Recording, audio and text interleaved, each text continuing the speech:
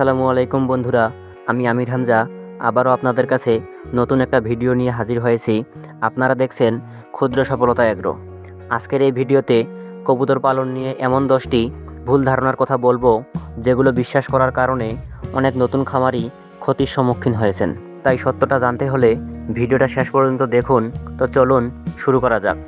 ভুল ধারণা নম্বর 1, কবুতর ডিম দিলে সেই ডিম দেখলে বা স্পর্শ করলে মা কবুতর আর ডিমে বসে না, এমনকি ডিম নষ্টও হয়ে যায়। কিন্তু এটা সম্পূর্ণ সত্য নয়। আসলে প্রয়োজন হলে কবুতরের ডিম দেখতেও পারবেন এবং পরিষ্কার হাতে ধরতেও পারবেন। এমনকি ডিমের বয়স 7 দিন হলে টর্চ লাইট দিয়ে পরীক্ষা করে দেখতেও পারবেন ডিমে বাচ্চা জন্মেছে কিনা। এতে কোনো সমস্যা হয় না। তবে বারবার ধরা বা মা কবুতরকে অযথা বিরক্ত করা উচিত নয়।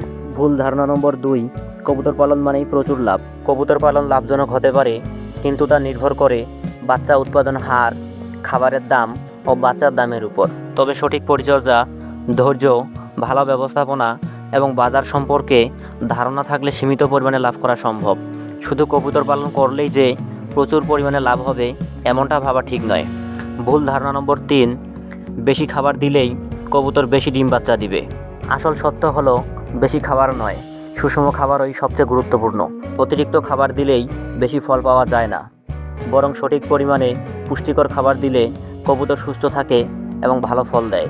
ভুল ধারণা নম্বর 4, দামি ও সুন্দর কবুতর মানেই অনেক ভালো কবুতর। এটাও একটি ভুল ধারণা, কারণ অনেক দাম দিয়ে অনেক সুন্দর কবুতর কিনলেও পরবর্তীতে তার প্রজনন ক্ষমতা কম হতে পারে।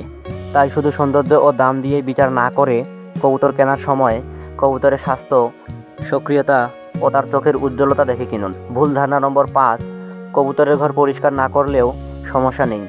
এটা খুবই বিপজ্জনক একটা ধারণা। অপরিষ্কার ঘরে জীবাণু, দুর্গন্ধ ও রোগের ঝুঁকি বেড়ে যায়। তাই নিয়মিত ঘর, বাসা এবং পানির পাত্র পরিষ্কার রাখা খুবই জরুরি। ভুল ধারণা নম্বর 6, কবুতর প্রতি মাসেই বাচ্চা দেয়, কিন্তু এটা সবসময় সত্যি নয়। কবুতরের স্বাস্থ্য, বয়স, খাবার, আবহাওয়া ও পরিচর্যার উপর নির্ভর করে বাচ্চা দেওয়ার সময় পরিবর্তন হতে পারে। তাই প্রতি মাসে বাচ্চা হবে এমন আশা করা ঠিক নয়। ভুল ধারণা নম্বর 7, সবার বাসায় কবুতর হয় না। যার ভাগ্য ভালো শুধু তার বাসাতেই কবুতর থাকে। এটি একটি প্রচলিত ভুল ধারণা। কবুতর থাকবে কি না সেটা ভাগ্যের চেয়ে অনেক বেশি নির্ভর করে সঠিক পরিচর্যা, নিরাপদ ঘর, নিয়মিত সুষম খাদ্য এবং নতুন কবুতরকে সঠিকভাবে মানিয়ে নেওয়ার উপর। নিয়ম মেনে কবুতর পালন করলে ইনশাল্লাহ আপনার বাসাতেও কবুতর ভালোভাবে থাকবে। ভুল ধারণা নম্বর 8, কবুতরের জোড়া কখনোই ভাঙে না। আসল সত্য হলো অনেক সময় বিভিন্ন কারণে জোড়াও ভেঙে যেতে পারে। সঙ্গীর মৃত্যু, অসুস্থতা, দীর্ঘদিন আলাদা থাকা বা অন্য কোনো কারণে জোড়া ভেঙে নতুন জোড়াও তৈরি হতে পারে। ভুল ধারণা নম্বর 9, এক জোড়া বাচ্চার মধ্যে অবশ্যই একটি নর ও একটি মাদি থাকবে।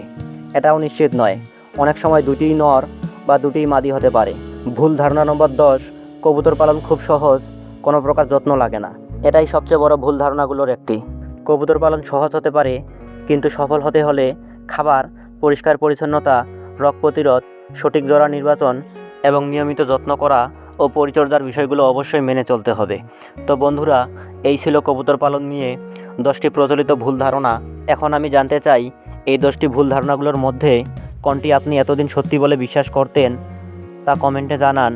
আর যদি ভিডিওটি আপনার কাছে ভালো লাগে তাহলে একটি লাইক দিয়ে আমাকে উৎসাহিত করবেন। আর এমন আরও বাস্তব ও তথ্যভিত্তিক কবুতর পালন বিষয়ক ভিডিও পেতে ক্ষুদ্র সফলতা এগ্রো চ্যানেলটি সাবস্ক্রাইব করে পাশে থাকা বেল আইকনটি অন করে রাখুন। আল্লাহ হাফেজ।